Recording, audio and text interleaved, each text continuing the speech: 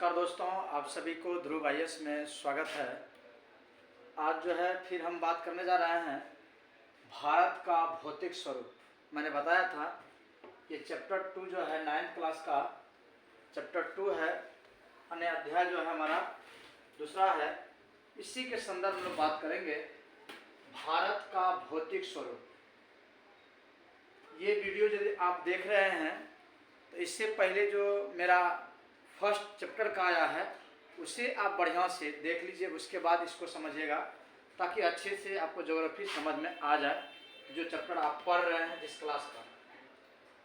तो भारत का भौतिक स्वरूप, देखिए भारत का भौतिक स्वरूप जो कहा गया है, जिस प्रकार मैंने बताया था, जिस तरह भारत बोलते हैं तो आपका नक्शा आता है इंडिया का, भारत का, तो उसी प्रकार जो बनावटें थी हम जो पढ़े थे पिछले क्लास में, वही बनावट इसका भौतिक स्वरूप में देखना होगा कि इंडिया आखिर बना कैसे, भारत बना कैसे है। इसी संदर्भ में लोग पढ़ेंगे।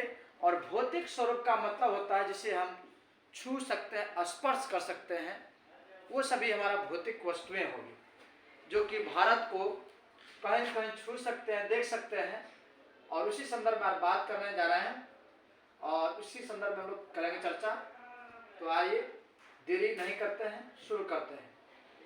जिसमें इसमें कहा गया है, जैसे कि आप जानते हैं कि भारत विभिन्न स्थलाकृतियों वाला एक विशाल देश है। ये बात तो सही जाना है। आप किस प्रकार के क्षेत्र भूभागों में रहते हैं? यदि आप मैदानी क्षेत्र में रहते हैं तो आप वहाँ के दूर तक फैले विशाल मैदान से परिचित होंगे। जैसे कि हम बिहार से हैं और अच्छी तरह से मैदानी भाग को देख पा रहे हैं। और यदि पर्वतीय क्षेत्र के निवासी हैं तो आप पर्वतीय ढालों और घाटियों से भली भांति परिचित होंगे।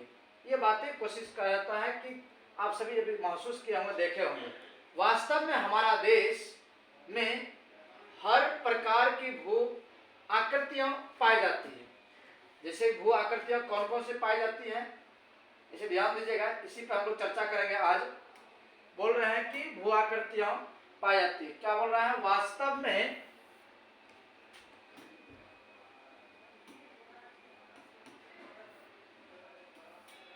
ये कह रहा है वास्तव में हमारे देश में हर प्रकार की भू आकृतियां यानी भूमि की आकृति जो है पाई जाती है। जैसे आप देख सकते हैं पर्वत, मैदान, मरुस्थल, पठार और द्वीप समूह। इन सभी के बारे में हम विस्तार से भी पढ़ेंगे। पर्वत, मैदान, मरुस्थल, पठार और द्वीप समूह। आप यह भी सोच रहे होंगे कि यह विभिन्न प्रकार की भू आकृतियां कैसे बनी। हाँ, ये पर्वत कैसे बना, मैदान कैसे बना, मरुस्थल कैसे बना, पठार कैसे बना है, द्वीप समूह कैसे बना, इसके बारे में हम लोग अध्ययन करेंगे। अब हम भारत की भू आकृति की विशेषता, इसे किस तरह विशेषताएं हैं और उनकी संरचना के बारे में जानेंगे। और इस अध्याय में जो है भारत के मुख्य भू आकृतियों तो जानेंगे ही जानेंगे और इसकी क्या विशेषताएं हैं उसके बारे में पढ़ेंगे। ये बता दे रहा है आपको परिचय में हम क्या बताने जा रहे हैं इस चैप्टर में। यहाँ विभिन्न प्रकार के सेलें पाई जाती हैं, जिसमें कुछ संगमरमर की तरह कठोर होती है, जिसका प्रयोग ताजमहल के निर्माण में हुआ है, और कुछ सेलखड़ी की तरह मुलायम होते हैं, जिसका प्रयोग टेलीकॉम पाउडर बनाने में होता है। एक स्थान से दूसरे स्थान पर मृदा के रंगों में भिन्नता पाई जाती है, क्योंकि मृदा विभिन्न प्रकार की सेलों से बनी होती है। क्या आप सभी इन विविधता के कारण के बारे में सोचा है? इनमें से अधिकतर विविधताएं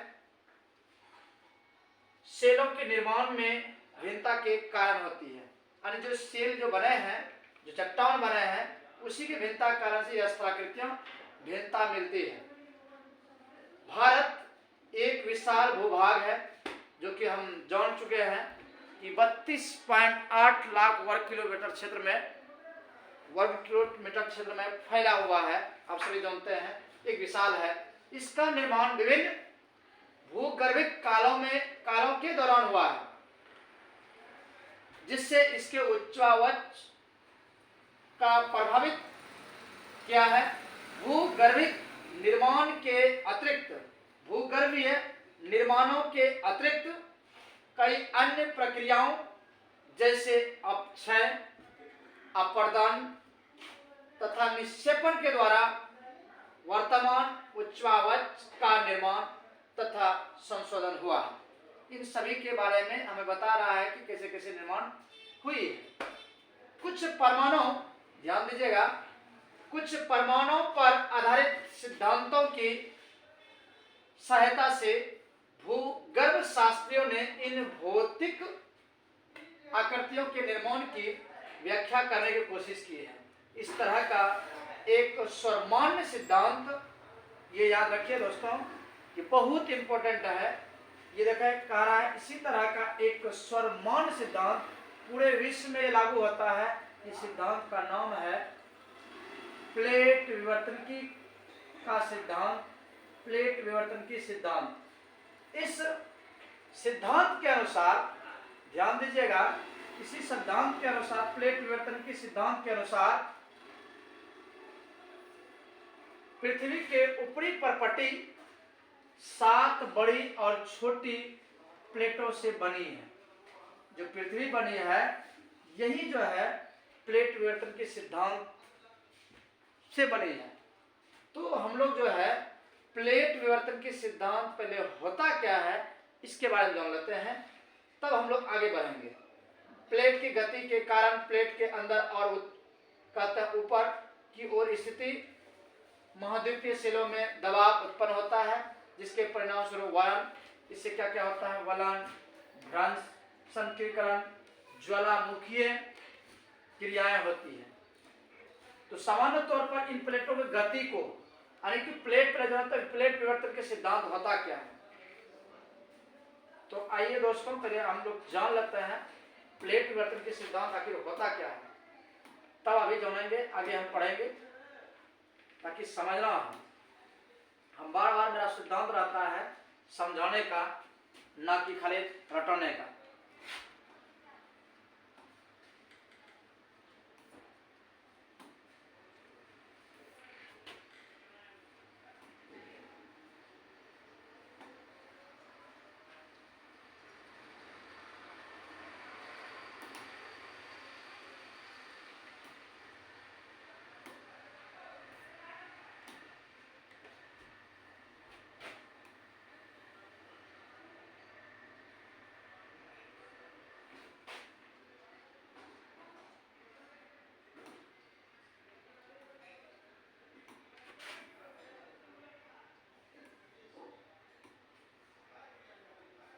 दोस्तों हम लोग देखते हैं कि क्या है, समझने की कोशिश करते हैं। यहाँ पे मैंने बताया है ये सिद्धांत जो है प्लेट विवर्तन के सिद्धांत है। ये ध्यान दीजिएगा, हम इसी सिद्धांत को समझाने की कोशिश कर रहे हैं। यहाँ पे ध्यान देखिए, दिया हुआ है प्लेट विवर्तन के सिद्धांत।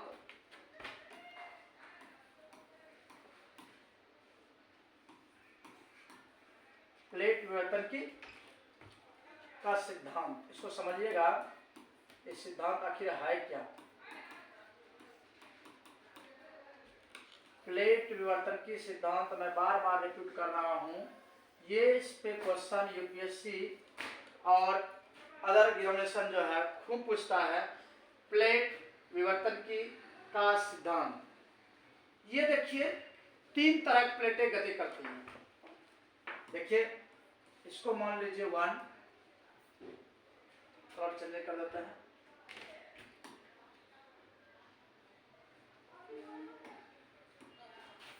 इसको मान लीजिए 1, यानी पहला, जो पहला सिद्धांत है मान लेते हैं अभिसारी गति। दूसरा मान लेते हैं ये है अपसारी गति, तीसरा है रूपांतरित गति, यानी परिसीमा परिसीमा लिखा हुआ है।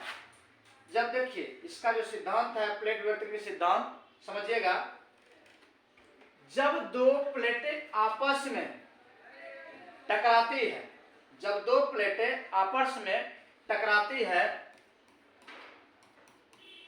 तो उसे अभिसारी परिसीमा या अभिसारी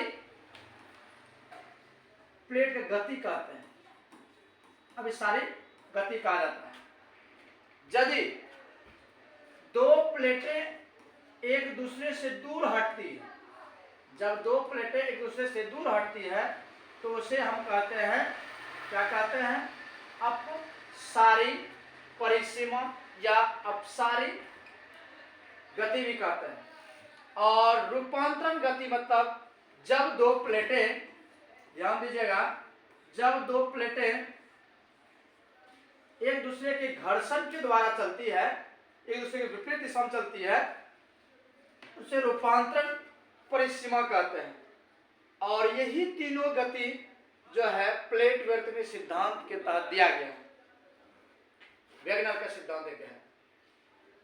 यही आपको तीनों सिद्धांत के आधार पर पर्वतों का, भूकंप, ज्वालामुखी, ये सभी आते हैं, जो कि अभी हम लोग भारत का जो निर्माण बात करेंगे, जो प्लेट जो है एक दूसरे से आपस में आकर के हिमालय जो पर्वत निर्माण हुआ है, इसी पर्वत के, इसी अभिसारी प्लेट की गति के कारण से हुई है दोस्तों।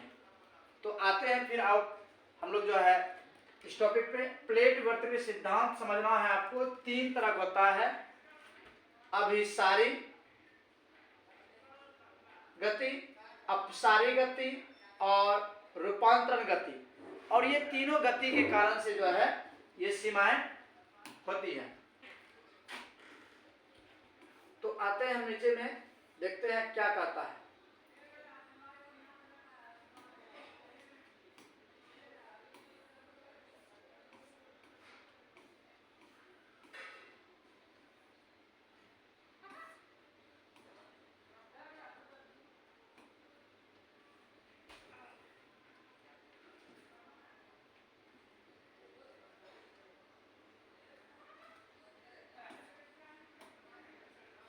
ये देख रहे होंगे तीन वर्गों में बांटा गया है गति को, प्लेट को, गति को तीन वर्गों में विभाजित किया गया है। कुछ प्लेटें एक दूसरे, ध्यान दीजिएगा, एक दूसरे के करीब आती हैं, जो कि अभी जस्ट मैंने बताया है। जब दो प्लेटें एक दूसरे के क्या होती है, करीब आती है, दूसरे के करीब आती है और अपसारी परिसीमा का निर्माण करती है, अपसारी परिसीमा का निर्माण करती है। जब कुछ प्लेटें एक दूसरे से दूर जाती है और अपसारी परिसीमा का निर्माण करती है, जब दो प्लेटें आपस में ना करके दूर हटती हो, जो कि अभी जस्ट बनाए थे, चित्र देखे थे आप लोग। जब दो प्लेटें आपस से एक दूसरे से प्लेटें दूर जाती है, जब दोनों प्लेटें एक दूसरे से दूर हटती है तो उसे कहेंगे हम लोग अपसारी परिसीमा का निर्माण करती है। जब दो प्लेटें एक दूसरे के करीब आती है, जब दो प्लेटें एक दूसरे के करीब आती है और तब या तो वे टकरा कर टूट जाते हैं या एक प्लेट फिसल कर दूसरे प्लेट के नीचे जो है धंस जाते हैं। कभी कभी वे एक दूसरे के साथ क्षैतिज गति करते हैं, जो कि अभी जस्ट बताया था। अभी इस तरह का गति जो है, इस तरह की जो गति कर रहे थे, क्षैतिज गति, क्षैतिज दिशा में गति करते रहते हैं और यह रूपांतरण परिसीमा का निर्माण करते हैं। और रूपांतरण गति का, रूपांतरण जो है परिसीमा का निर्माण करते हैं। इन प्लेटों, ध्यान दीजिएगा, इन प्लेटों में लाखों वर्षों से हो रही गति के कारण उपमहाद्वीप की स्थिति और आकार में परिवर्तन आया है। यानी कि ये लाखों वर्षों से ये गति तीनों जो है गतियां हमेशा करते रहती है और जिसके कारण से ये होते रहती है। अभी हाल ही फिलहाल में आप देखे होंगे कि आया था नेपाल में भूकंप। नेपाल में मतलब जो है आपको बता दें तिब्बत में जो भूकंप आया था, नेपाल तो नहीं कहा, तिब्बत में जो तिब्बत में जो भूकंप आया था वो जो है प्लेट विवर्तन के सिद्धांत के ही अनुसार आया था, जिसके कारण से वहां पे भूकंप को दर्शाता है जो स्थानों परिवर्तन करता है। भारत की वर्तमान स्थलाकृतियों का विकास भी इसी प्रकार के गतियों से प्रभावित हुआ है। यही गति के कारण से भारत का भी स्थलाकृति जो बनी है इसी से बना हुआ है। अब देखिए यहाँ पे ध्यान दीजिएगा, यहाँ पे याद करने वाला बातें हैं, थोड़ा दोस्त ध्यान दीजिएगा थोड़ा अच्छा से, ताकि समझ में आ पाए कि आखिर जो है यहाँ क्वेश्चन कैसे कैसे बना सकता है। दोस्तों ये लाइनें हम अंडरलाइन कर रहे हैं। सबसे प्राचीन भूभाग, यानी कि जब हमारे संसार में ये निर्माण हो रहा होगा महाद्वीप, उस समय की बात कर रहे हैं। सबसे प्राचीन भूभाग अर्थात महाद्वीपीय भाग गोंडवाना भूमि का एक हिस्सा है, हिस्सा था। गोंडवाना भूमि का हिस्सा था। यह गोंडवाना कैसे बना है यह दिखाते हैं आपको। यह गोंडवाना जो है, आप यदि एक एटलस खोलेंगे, जो ये एटलस है ऑक्सफोर्ड स्टूडेंट एटलस, ध्यान दीजिएगा इसको देखिए, और आप पेज नंबर आइए 82 में आप आकर इसको देखिए थोड़ा ध्यान से। पहले था पेंजिया, क्या था पहले? पेंजिया था, फिर लॉरेंसिया, यानी ये दो भागों में जब टूटा तो लॉरेंसिया उत्तरी वाला भाग में हुआ और गोंडवाना लैंड जो है दक्षिणी वाला भाग में हुआ। लॉरेंसिया और गोंडवाना, अब भारत जो है यही गोंडवाना लैंड का हिस्सा है। दोस्तों वही बात कह रहा है, सबसे प्राचीन भूभाग अर्थात प्रायद्वीपीय भाग गोंडवाना भूमि का एक हिस्सा था। गोंडवाना भूभाग के विशाल क्षेत्र में भारत, अब देखिए कौन कौन आते हैं इसमें, ध्यान दीजिएगा, यहां से क्वेश्चन बनता है गोंडवाना लैंड के कौन कौन से हिस्से हैं। गोंडवाना भूभाग के विशाल क्षेत्र में सबसे पहले तो जौन ला भारत आता है, अभी जस्ट बताएं आपको दिखाएं। भारत हो गया, ऑस्ट्रेलिया हो गया, फिर देखेंगे यहाँ पे दक्षिण अफ्रीका है,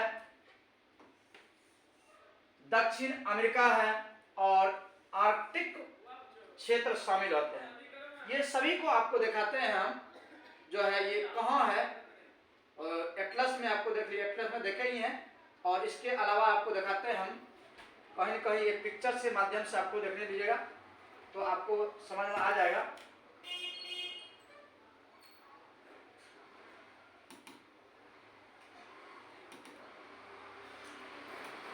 ये देखिए दोस्तों,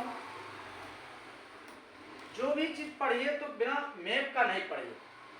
जो अभी जस्ट हम लोग पढ़ रहे थे उसकी नक्शा हम देखना है, हमारा कैसे डेवलपमेंट हुआ है क्षेत्रों का। मैंने कहा गोंडवाना लैंड तो हिस्सा तो है, लेकिन जो है हमने चर्चा किया गोंडवाना लैंड का हिस्सा में कौन कौन आते हैं। एक तो चर्चा किया मैंने यहाँ पे भारत का, ये भारत का चर्चा किया, फिर ये आपका ऑस्ट्रेलिया आ गया, फिर यहां बोल रहे हैं दक्षिण अमेरिका की चर्चा किया, यहां देख लीजिए दक्षिण अमेरिका ने दक्षिण अफ्रीका और दक्षिण अमेरिका की भी चर्चा किया गया है, ये वाला भाग को भी किया गया है। और जो है अंटार्कटिका जो है प्लेट, ये जो भाग है दक्षिण वाला भाग, ये सभी कहीं कहीं ये भाग जो है गोंडवाना लैंड का हिस्सा था, जो कि हम देख रहे हैं इसमें। अब देखिए फिर आते हैं हम लोग जो है टॉपिक पे। संवहनीय धाराओं ने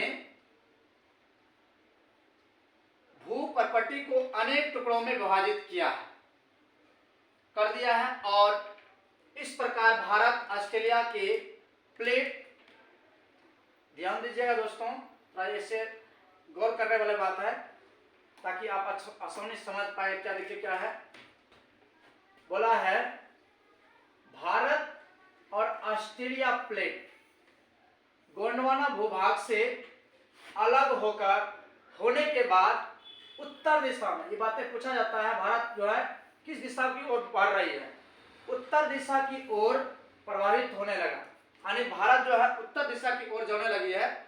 और जो है आप नक्शे में यदि देखेंगे तो नक्शे में आपको ये बातें देखने को मिलेगा। ये जो है यहाँ पे देखेंगे तो भारत जो है कहीं न कहीं ये इधर से खिसकते, ध्यान दीजिएगा, इधर से खिसकते ये जो है ये जा रहे हैं। ये इंडो ऑस्ट्रेलियन प्लेट है। इंडियन प्लेट जो उत्तर की दिशा में मूव कर गया और ऑस्ट्रेलिया जो है कहीं न कहीं पूरब की ओर मूव कर गया और ये उत्तर की ओर चले गए और भारत जो यहाँ पे स्थित अभी है। इंडियन प्लेट और ये यूरेशियन प्लेट दोनों आपस में टकरा करके यहाँ पे भारत का निर्माण किया है। वही बातें यहाँ दिखाने का कोशिश किया गया है दोस्तों, इसलिए आपको यहाँ थोड़ा ध्यान से देखना है ये क्या कह रहे हैं। भारत यहाँ देखिएगा, भारत और ऑस्ट्रेलिया प्लेट जो है गोंडवाना भूमि से अलग होने के बाद उत्तर दिशा की ओर प्रवाहित होने लगी और उत्तर दिशा, ध्यान दीजिएगा यहाँ पे, उत्तर दिशा की ओर प्रवाहित होने के परिणाम स्वरूप ये प्लेटें जो है अपने से अधिक विशाल प्लेटें, और अपने से विशाल अधिक कौन था, यूरेशिया प्लेट, यानी एशिया और यूरोप, रूस को मिलने से, यूरोप के मिलने से यूरेशिया प्लेट बना है।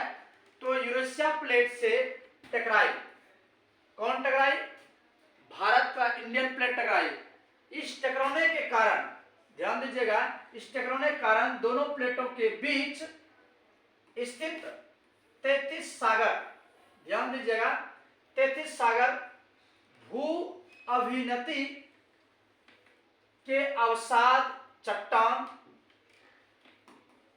और वलित होकर टेढ़ा होकर के और पश्चिमी एशिया के पर्वतीय श्रृंखला के रूप में विकसित हो गया।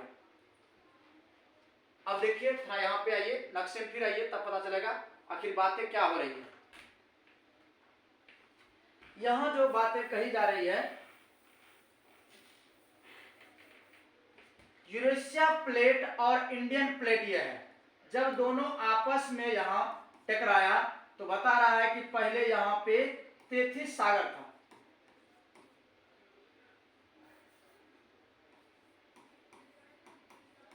ये 33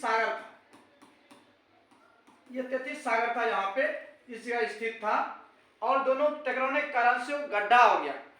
यहाँ पे लिखा हुआ देखिए भू अवनति मतलब गड्ढे हो गया इस तरह से, और गड्ढे हो गया जिसके कारण से यहाँ पे जो है दोनों से दबाव होने के कारण से हिमालय पर्वत का निर्माण हुआ है। इधर से प्लेट टकराई और इधर से प्लेट टकराई, यूरेशिया प्लेटें और इंडियन प्लेटें दोनों टकराने के कारण से ये हिमालय पर्वत का निर्माण हुआ है।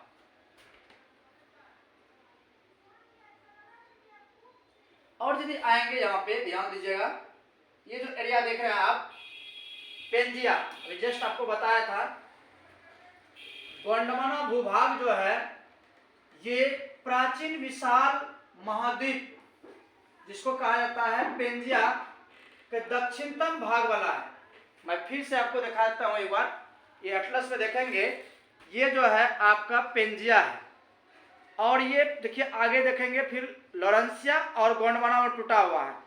तो यही बोल रहा है दक्षिणतम भाग गोंडवाना जो है, पेंजिया के दक्षिणतम वाला भाग जो है ये टूटा हुआ जो था वो गोंडवाना लैंड है, जो कि भारत इसी का हिस्सा है। अब देखेंगे यहाँ इंडियन प्लेट है, धीरे धीरे खिसकते ऐसा बना, फिर ऐसा बना, अभी वर्तमान में आपका ये है, ये दृश्य देखने मिल रहा है। तो यही कह रहे हैं कि पेंजिया का दक्षिणतम भाग है यानी गोंडवाना भूमि, जिसके उत्तर में अंगारा भूमि है। इसके उत्तर वाला भाग में इसको अंगारा भूमि कहा गया है, दक्षिण वाला भाग में जो है ये है।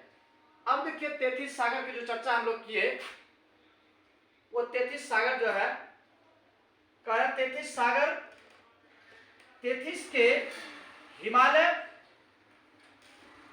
के रूप में ऊपर उठने लगी। ये 33 जो हिमालय के रूप में ऊपर उठने लगी और प्रायद्वीपीय पठार के, प्रायद्वीप वाला जो दक्षिण वाला भाग था, प्रायद्वीपीय पठार के उत्तरी किनारे के नीचे धंस गए, जिसके परिणाम स्वरूप एक बड़ी द्रोणी का निर्माण हुआ।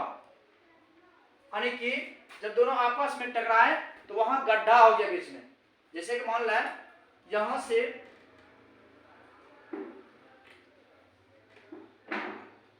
इधर से टकराए प्लेटें और इधर से प्लेट टकरा रही है, मान लेता है ये दोनों प्लेटें आ रही है, तो ये बीच में जो 33 सागर थी और दोनों के टकराने के कारण से वहां पे द्रोणी का निर्माण हो गया। द्रोणी मतलब गड्ढा, यहाँ पे गड्ढा अधिक गड्ढा हो गया और गड्ढा अधिक होने के कारण से बड़े द्रोणी के निर्माण हुआ और समय समय के साथ ये बेसिन उत्तर के पर्वत, उत्तर वाला भाग में पर्वत और दक्षिण वाला भाग में प्रायद्वीपीय पठार से बहने वाली नदियों अवसाद लाई। यानी इधर से जो नदी बह रही थी, इधर से भी जो नदी बह रही थी, निक्षेपण द्वारा धीरे धीरे यह भर गया और भर करके जो है यही द्रोणी जो भर करके, ये द्रोणी भर करके अभी बना क्या है दोस्तों, जो है जलोढ़ निक्षेपण से एक विशाल समतल भूभाग निर्माण हुआ है, जो भारत का उत्तरी मैदान के रूप में विकसित हो गया है। हम जान गए दोनों प्लेटें टकराने से हमें जो है आपस में दोनों टकराने से हिमालय पर्वत भी बना और वो जो द्रोणी था, जो 33 सागर से द्रोणी बना, गड्ढा बना, उसमें नदी के द्वारा बार बार जो है क्या हुआ, पानी रिसाव यानी कि पानी जो है बहाव के कारण से निक्षेपण किया गया और अपर्दन किया गया। दोनों प्रक्रिया लगातार चलते चलते वहां पे वो गड्ढा भर गया और वो भरने के कारण से हमें क्या बना है, ये बना है समतल मैदान, यानी भारत के उत्तरी मैदान के रूप में विकसित हो गया। हमने जाना हिमालय पर्वत भी कैसे बना, प्लेट विवर्तन के सिद्धांत के कारण से हमें यह जाना कि उत्तरी मैदान भी कैसे बना। फिर आगे बढ़ते हैं हम लोग दोस्तों। अब कहते हैं यहाँ पे देखिए भारत की लीजिएगा, देखिए थोड़ा ध्यान से, भारत की भूमि बहुत अधिक भौतिक विविधताओं को दर्शाती है। बात तो सही है। भूगर्भीय तौर पर प्रायद्वीपीय पठार पृथ्वी की सतह का प्राचीनतम भाग है। अभी बोले गोंडवाना लैंड का हिस्सा है, जो भूगर्भिक दृष्टि से बोल रहे हैं, भूगर्भिक तौर पर प्रायद्वीपीय पठार जो है प्राचीनतम भाग है, जो गोंडवाना लैंड का हिस्सा है। इसे भूमि का एक बहुत